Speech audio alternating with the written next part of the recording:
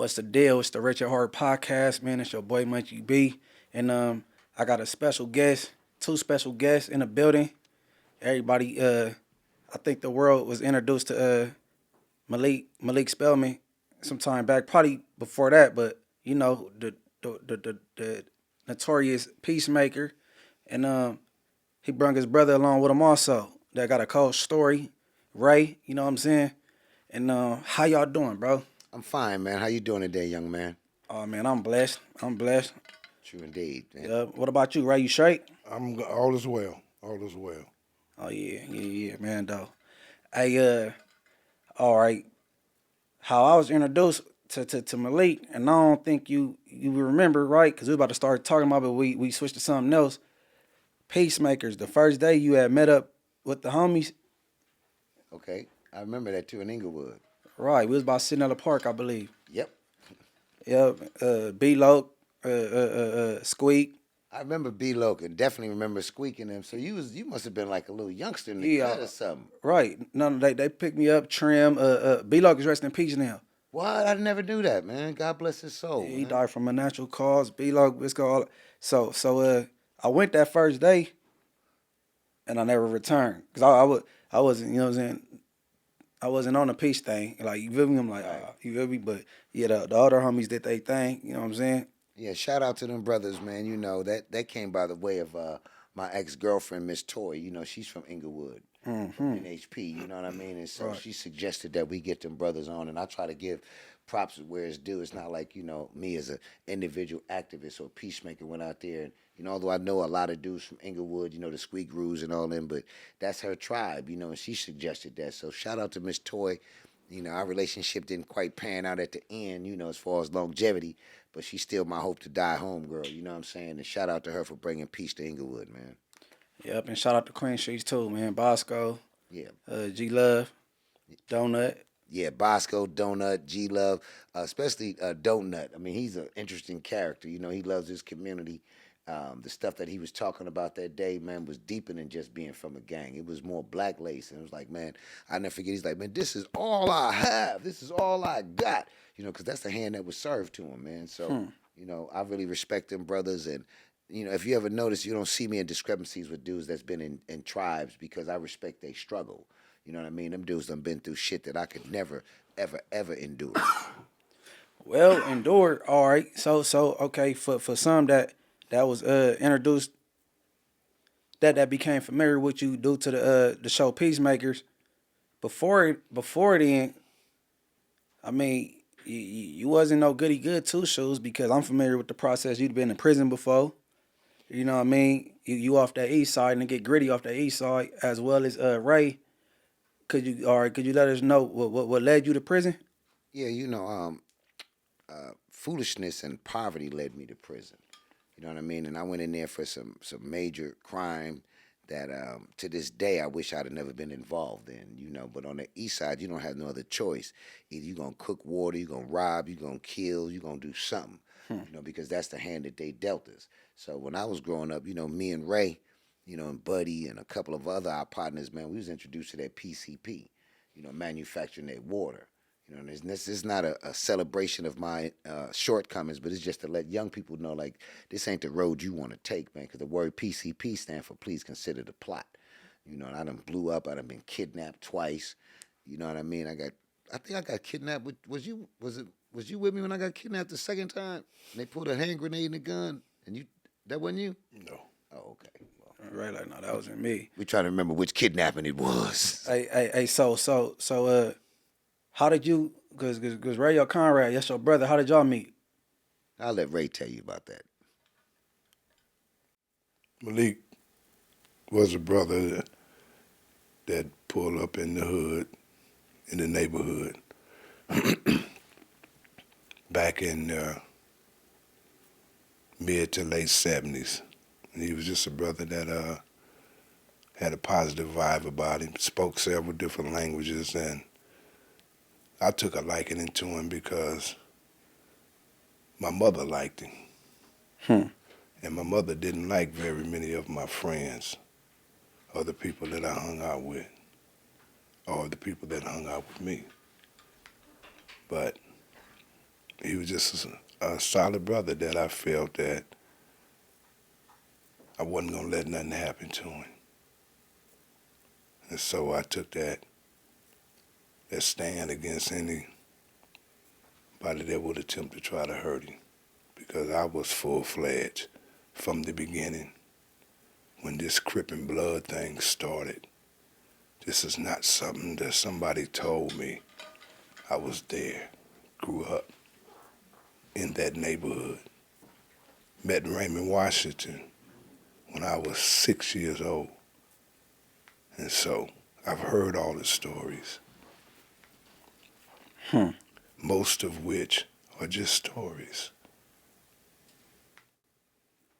So, and that's crazy you said your mom, because, you know, moms be having that intuition. Like, I mean, he ain't no good. So, you know what I mean? I'm pretty sure that charisma that Malik got, he a likable guy. So, yeah, y'all tapped in. So, I heard you brung up them eastside elements. So when the water came in play, what year you would say that was?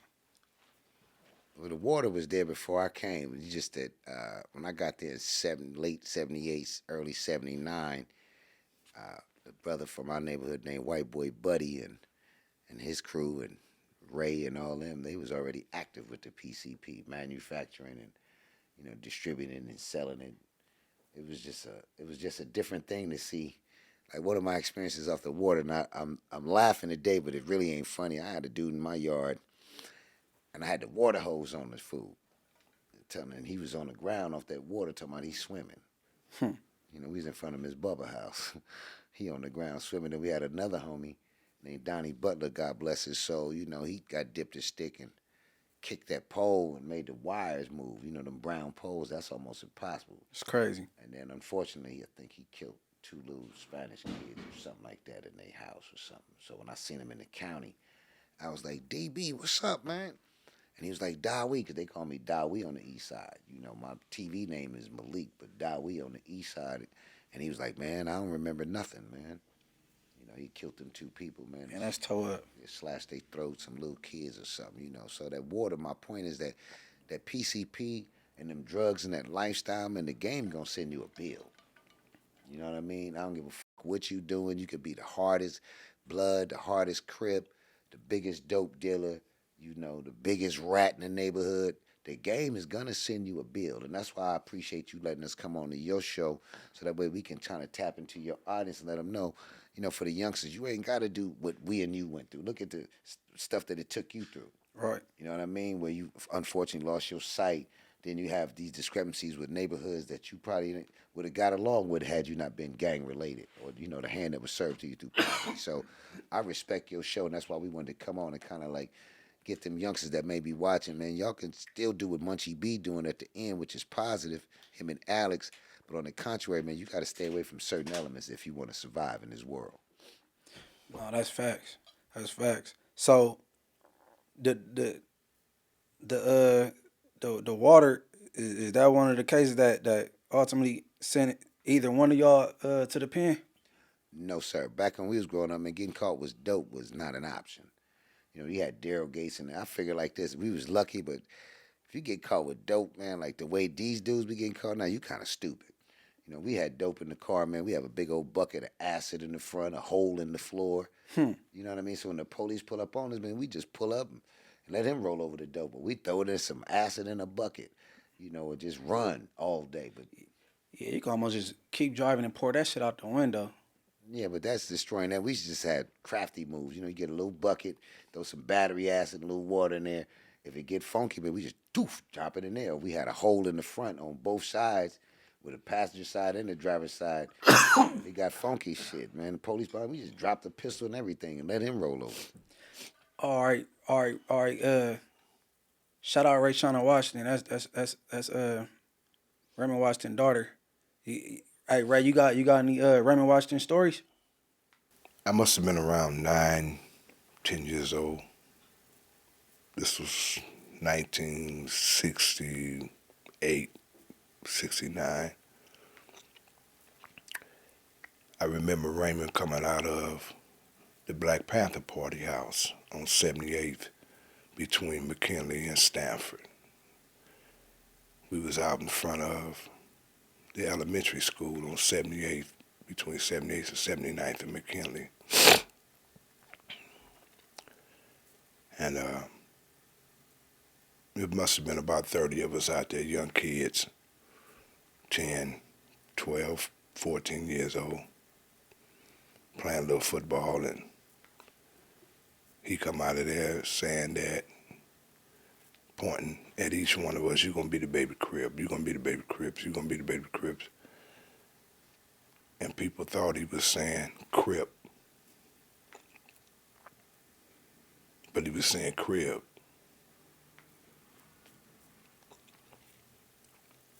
And I had seen the brother, met the brother at a neighborhood house where all of the grown-ups and kids and teenagers would all meet at on 75th, just off Central, down on Langham's house.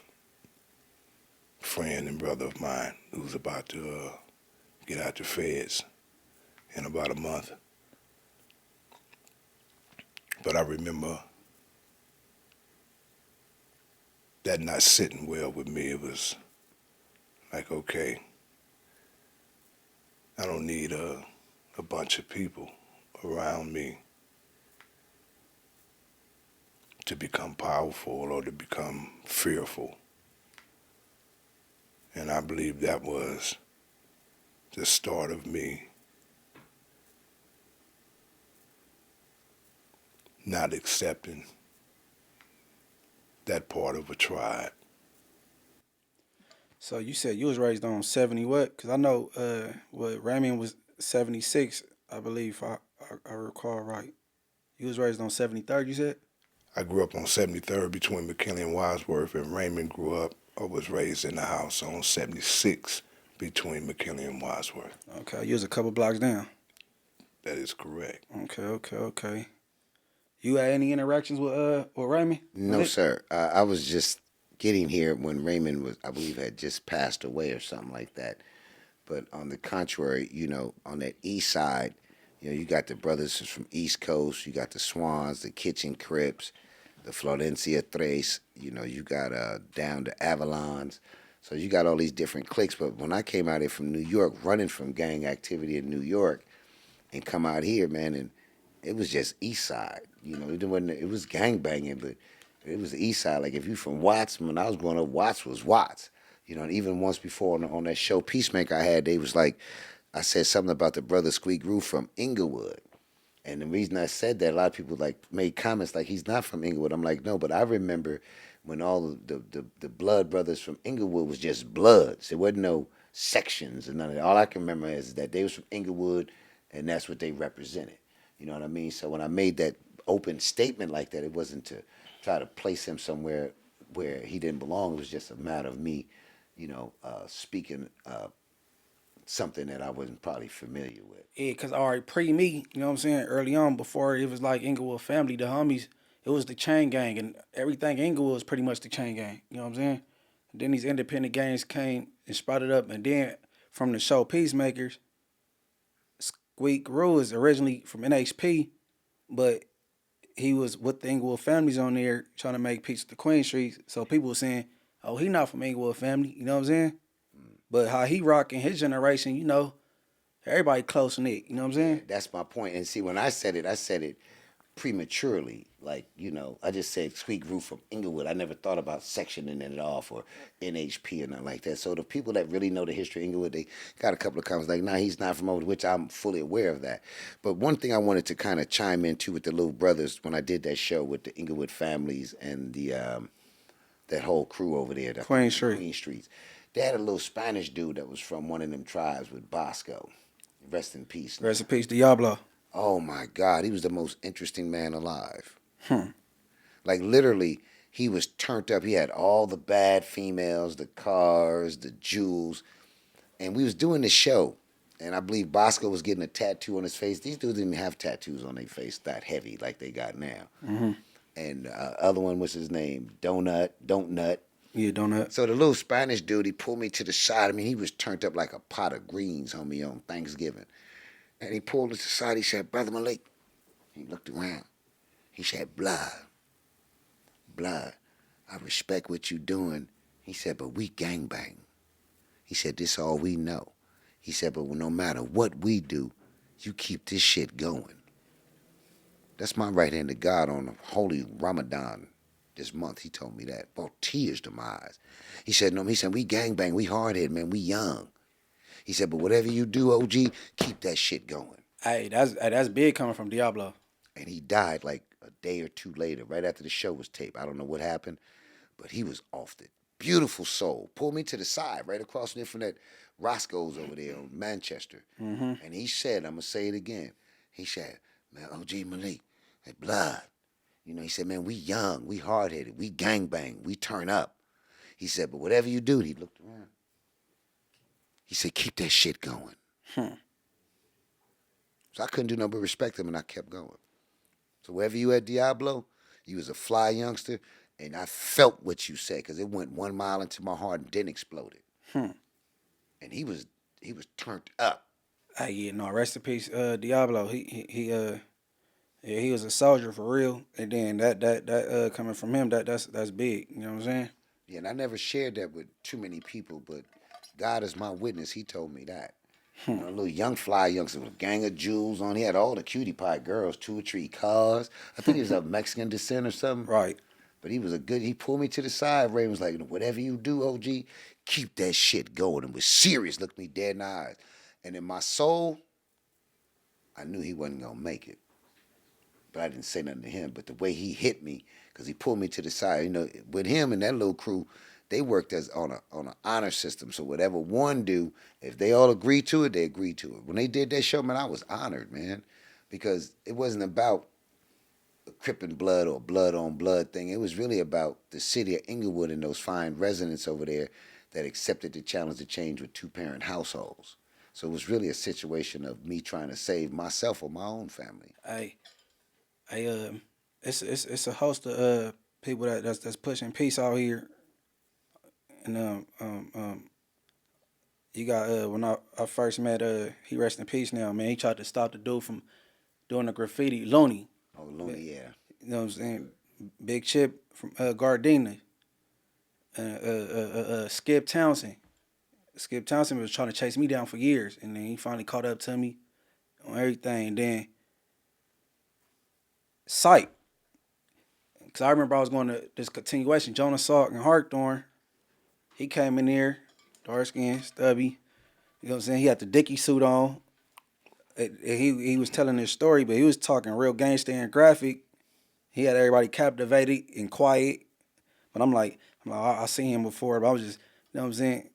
I was like, I'm like, yeah, that's dope, though. But nah, I think we go tap in with Syke, right? Yeah, no doubt. He's gonna call in and chime in, but just so you'll know, you know, we're a little older than you, so we kind of take that stance, and we respect the fact that you respect your G's and your elders and your ancestors. But peace only means power and education always correct errors. You know what I mean? So, Yeah, hello.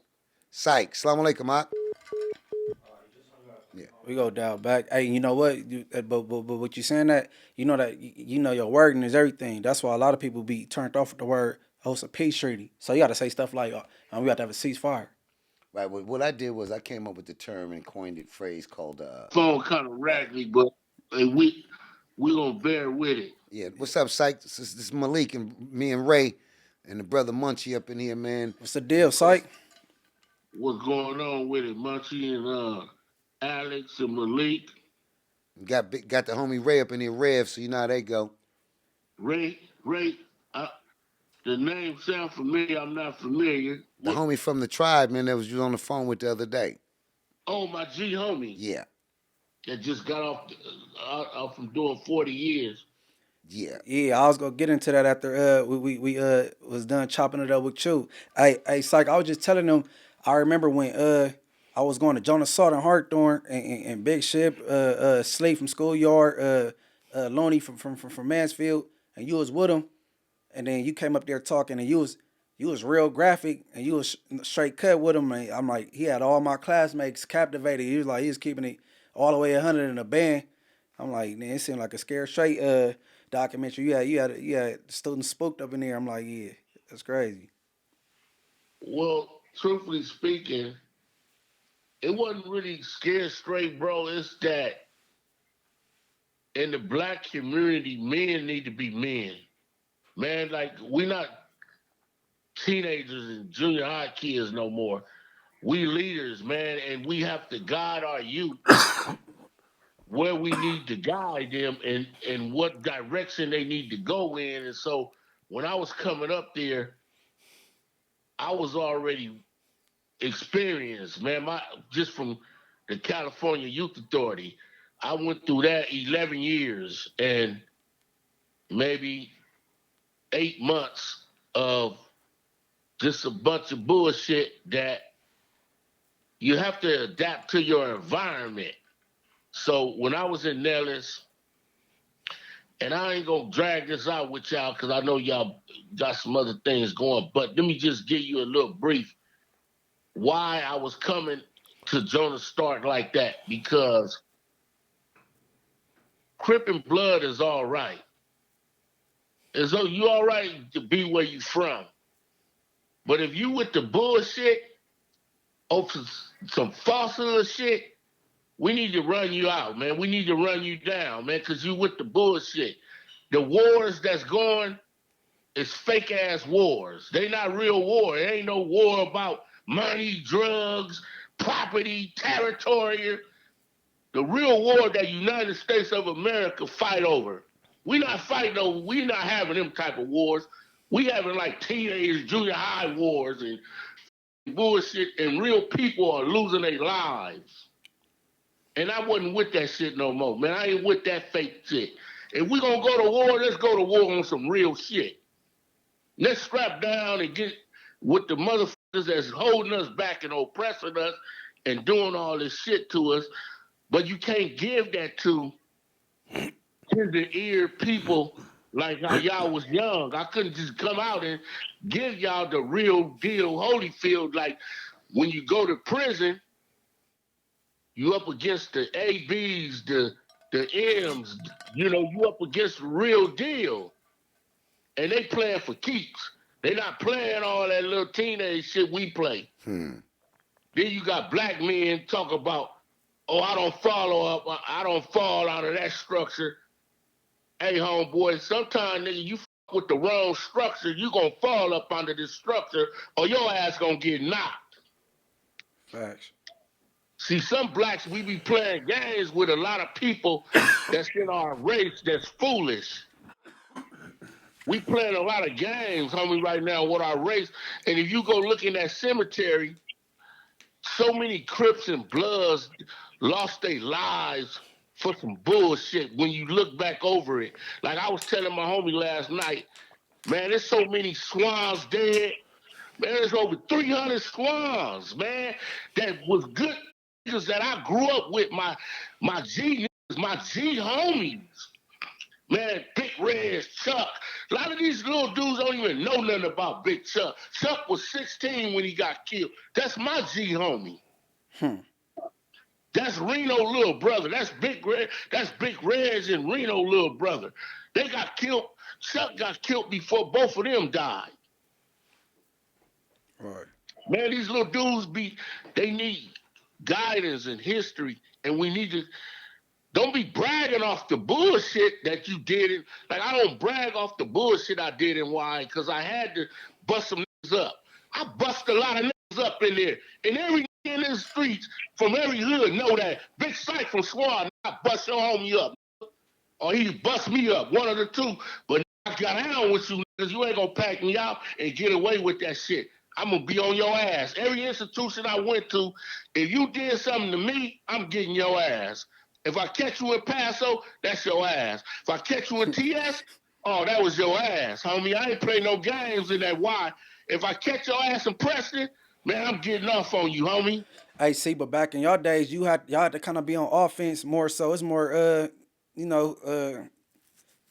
days it's easier. You know what I'm saying? Because the odds was against the Bloods back then. You know what I'm saying? Like Right. the I didn't ratio mean was to go like there. 1 to 15. So y'all had to be on offense. You know what I'm saying? Right. Yeah, that's true. But the thing is that a lot of us learn from that experience to that we need to give the youth the truth. And so when I was coming up there, I couldn't give it to you raw because y'all was tender ear. Y'all ears was too tender. And you think you understand things, but you're not. You don't understand things. Like I couldn't tell you about the G homie. I might be old enough, but he's my G homie. Like I couldn't understand some of the things Reno was trying to teach me and explain to me before he left. I only learned that now that he's deceased. I can kind of picture what he was trying to give to us. Even with Bo Taylor started the intervention and bringing Crips and Bloods together. A lot of these Crips and Bloods that's coming together, some of them, no disrespect to them, some of them is faking because you ain't being a real man. Being a real man is telling your homie, hey, stop that bullshit, dude. Yeah, we gonna bang the hood if we get out of line. Yeah, we challenge that. But if a nigga just walk up and just say, man, where you from, man? Man, how you don't even own that motherfucking house on this street. You talking about don't be standing in your hood. Okay, so when you think your transition came, when you start, you know what I'm saying, thinking the way you talking right now? Man, I'm still going through a transition, to be honest, Munchie. I'm 54 years old and I'm still learning. I don't own shit in Swan Hood. So how I'm gonna check a Right. I don't own a piece of paper over there. Man, before we can even challenge anybody, we better own something in our hoods. How you gonna tell a grown man that own his house, that you standing in front of his house, hey, don't be standing in my hood? Man, you don't get your black ass out of my face before I knock you down. Hey, let me ask you, what my dad, what instrument that is you play? Oh, I play the congos. I play, my family, man, we've been playing them all our life.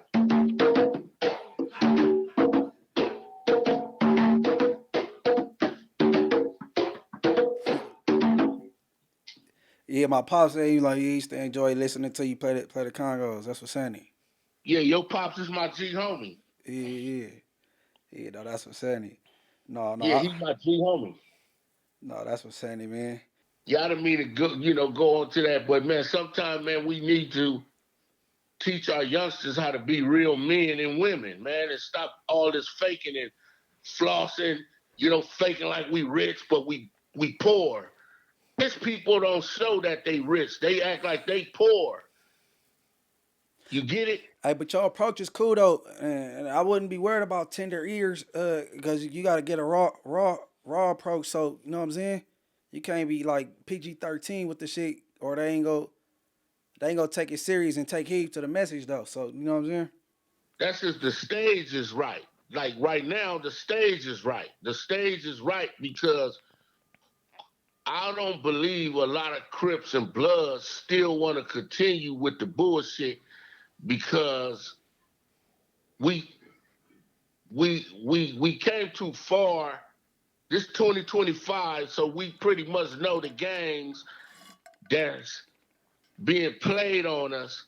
So now it's about men and women stepping up to the truth and say, hey, knock that shit off. Like most of the time it'd be if your manly etiquette ain't right and another man crack your wife or you gotta go back and do your homework. You gotta check yourself.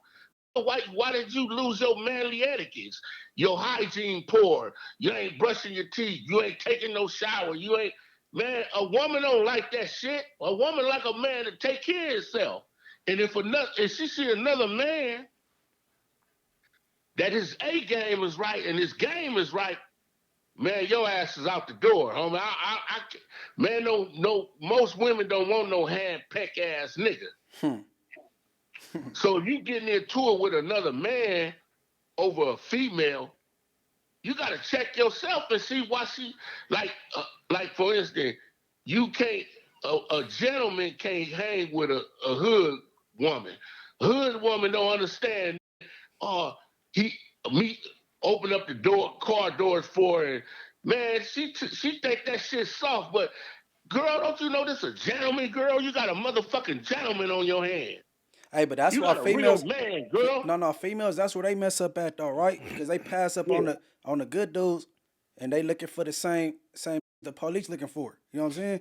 So Right. they end up short. You know what I'm saying? So it be messed up on the female behalf too though. But do it make sense what I'm trying to say to you that Yeah, yeah, yeah. she judged me just because I'm open up the but girl, don't you know, girl, I'm your motherfucking worst nightmare if you provoke me. Mm-hmm. A gentleman ain't listen, he not soft because he opened up my mama taught me that. Man, treat the ladies right. Open up her door. Oh, make sure she's safe. Make sure you protect her. Don't be calling her a bitch. Don't do that. See, we all got mamas, and all of our mamas was respectful and right. You understand? So the hood girls don't understand that. And so someone need to teach them that. Just because you gang bang don't mean that you drop the respect that your parents taught you. Right. We Crips and Bloods got respect, and we got manners. You don't go in another dude's hood and you know you in his hood and be disrespectful. Man, you go in his hood being respectful, or you gonna get your ass whooped or get your cap peeled for faking and shaking like that. Facts. I lived in 10th Ave for 13 years. Right now, man, in the 6-0s, bless me. I ain't gonna go in the 6-0s and be dissing them. Man, I ain't gonna get out. I ain't gonna move. I move out of their hood now, and I'm still not gonna disrespect them because they gave me a pass. Right. A lot of them, AD, you, man, Crip crazy, creepy, man. This a host of a host of 6-0s that they knew that. Oh, that's Psycho from Swan. Shout out AD.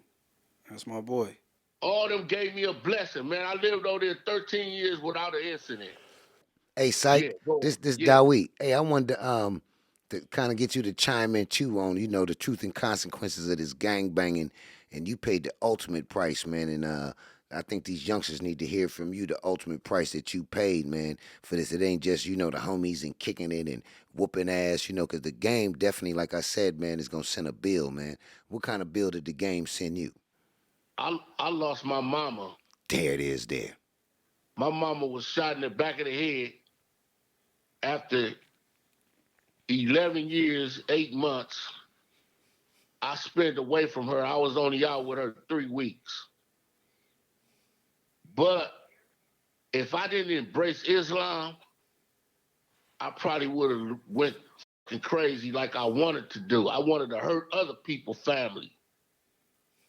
But Allah, he won't allow you to do that. If you're a true believer, I was a true believer, and I'm still is that I just ain't gonna hurt anybody. I ain't gonna take it out on no innocent people that don't have nothing to do with it, and that's where we fuck up at. We hurt innocent people instead of do what the police do. Sit on your man. We can't prove it yet, but I'm gonna prove it, and when I'm able to prove it, I'm coming for your ass. Right. I don't mean no disrespect, but I just couldn't retaliate, man. I still to this day haven't retaliate. And honestly, I forgive him, man. I don't even want to know who did it. That's just being a man. I don't even want to know who did it. And I hope that he or she changed their lives and flow to forgiveness, man. We need to forgive and stop being so vengeful. We vengeful, black folks. Black people are so vengeful, man. We need to start loving, man. Okay, you did this to me in the past.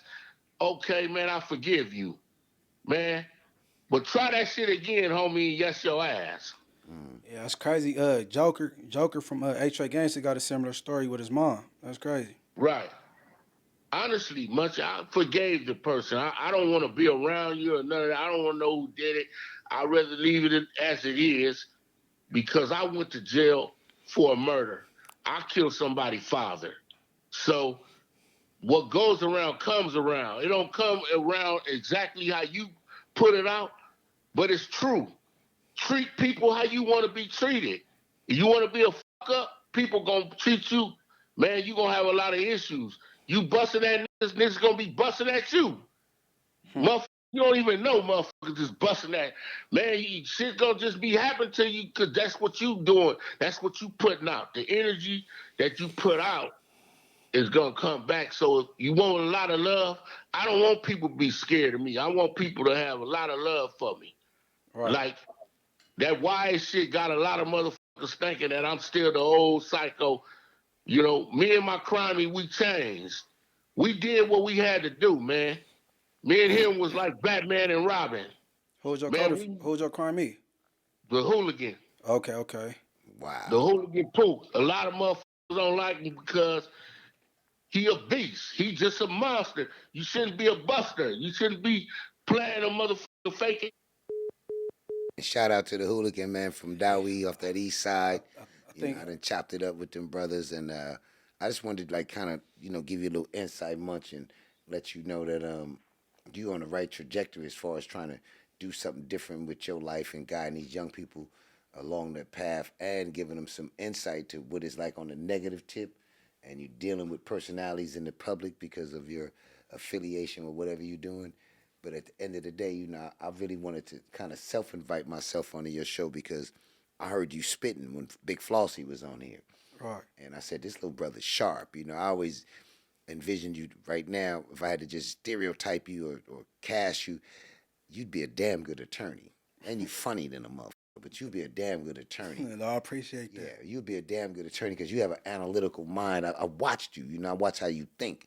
And the way you think on your toes, you're real sharp on your toes. So what I want to tell you is like switch gears as much as you can. Because it's not just about Munchie looking in the mirror at himself. It's these little kids and these other Damu brothers and stuff that's in these other states. And like Big Syke and Ray said, the game gonna send you a bill. Somebody killed Big Syke's mama, God bless her soul. The homie Ray had a $190 and 2 life sentences, just got out. Yeah, I was gonna get into that. Yeah, the little homie Blink. So that's what the purpose of us coming up here for, is to kind of let them know that you got some real ones out here that's gonna show you right from wrong in the event that you need our help. Man, I appreciate the vets, man. And we had lost connection with Syke, but we'll get them up here in the future though. But I heard Syke, he's like, yeah, okay, the big homie Ray, he did X amount of time, and how much time did you do exactly, Ray? 37 37, and years. you could you share what led to that sentence? Well, hold on, you got sentenced to how much? 192 years and 2 life sentences. All right, before that, but all right, when you got handed down that sentence, how did you feel? What was your thought process? The life that I knew was over with. So I had to adapt to a whole nother environment in order to survive. Okay, and then, all right, is you able, or you can you share like what led you to have to do that lengthy sentence? My belief system. I believed that the gangs was cool, that banging the hood was, as the youngsters say, banging the hood. That this was the thing to do. This was popular. This was cool. I found out that it wasn't. And that was the price that I had to pay. Was sit in a cell for 37 years behind a belief system, thinking that violence was the answer while I was an addict. Okay, man, salute to you because you walked that off. You back out here. And welcome home to Big Time. Big Time did 40 plus. My uncle Kelsey, he from the east side. He did 34 years, I believe. You just said 37, so yeah, that shit crazy. But so now that you out, what was the? Cause I asked Ron from 60s this, cause he did close to 30. What was like the biggest difference you noticed from before you left and then when you came home? the demographic had changed. When I left, the neighborhood was black neighborhood, predominantly black. You could count the Hispanics on one hand. I come back, everything is moving 100 miles an hour, and the whole demographic has changed. People drive crazy. The city is compact and infested with a stench.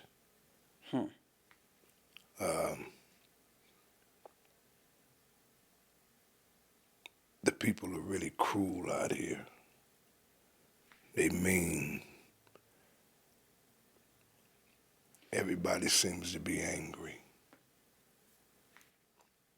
So back then, you think people was more hospitable, more warm? Absolutely, we were taught that. We were taught that from our parents.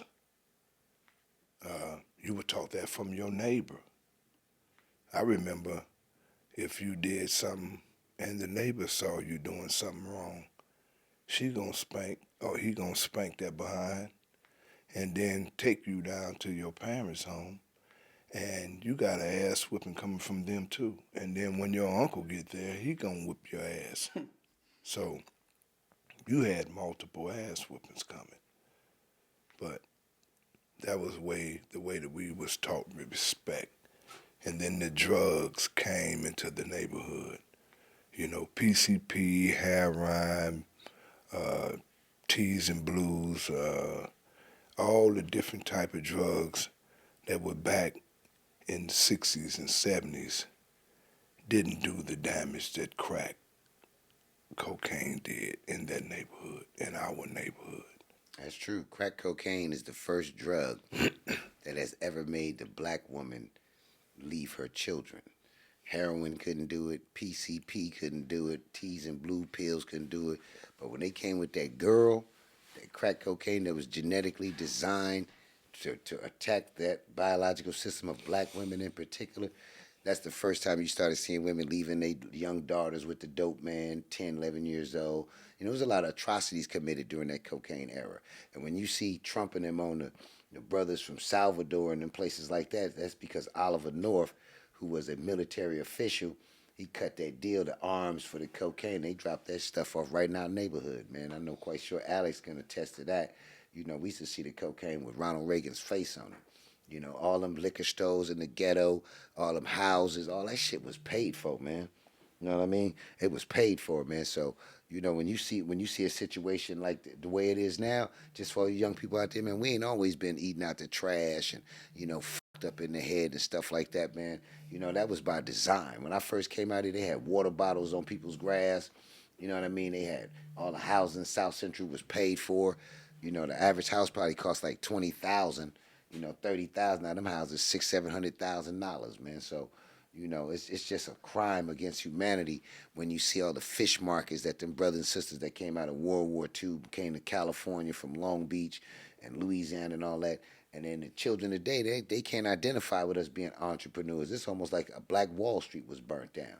So for all y'all out there in internet land, the way y'all see black people today eating out the trash and all that type of shit, that's by design, man.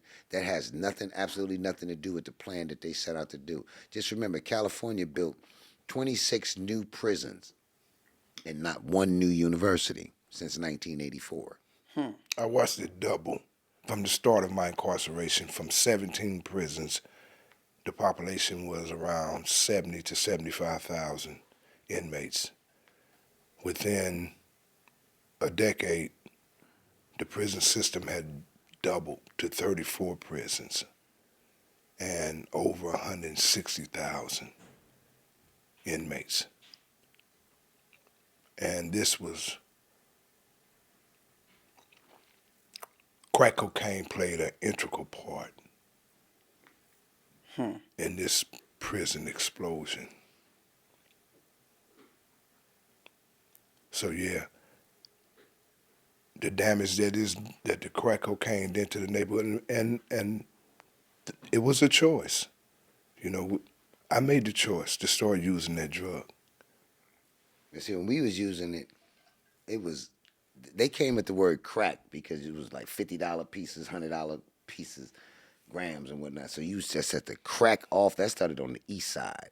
Where you had to crack off a little piece. We're like, man, Ray, sell me a little $5 crack. And we would break it off and give you a little piece off the 25 or the 50. And consequently, that word became synonymous with cocaine.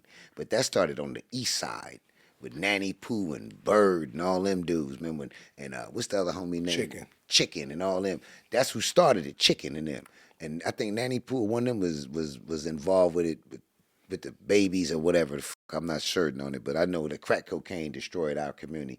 And that term, crack, came literally out of our neighborhood because the homies used to Chicken and Bird and Ray and them, and, crack me off a piece. But we just had to stop in, man, and really chop it up with you and let you know that we appreciate what you're doing, accepting the challenge to change. We got to break out and go save some more lives right quick.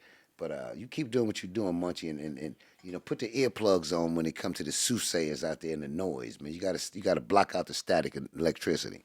I know, I appreciate y'all, man.